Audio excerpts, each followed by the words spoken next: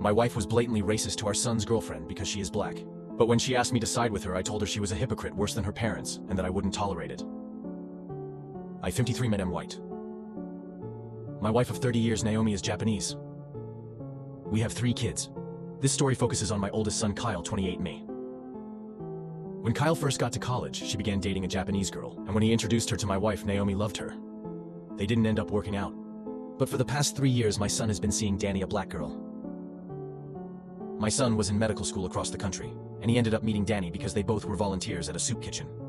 I remember the first time he sent a picture of her. My wife immediately didn't like her. I'm going to try to phrase this without sounding ignorant myself, but she looks like the urban black girl most think of one African-American women. She has the big hoop earrings, the long nails, the long eyelashes. I think she looks stunning, but I've never been in a situation where I was involved in African-American culture. Recently, my son moved back to our city for residency, and Danny moved with him and started law school. They were staying in an Airbnb while looking for a place, and this week they finally found one, so they invited us over for dinner. Danny cooked soul food, and this stuff was amazing. I complimented her food, and my wife gave me the side eye.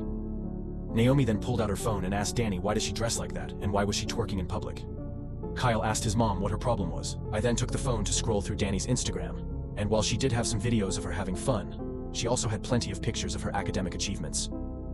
Before Danny could answer, I told my wife Danny is young and having fun. I asked did she see that Danny graduated cum laude or all the time she volunteered. My wife looked angry that I would bring that up. Naomi then said that she thinks that Danny isn't good enough for our son.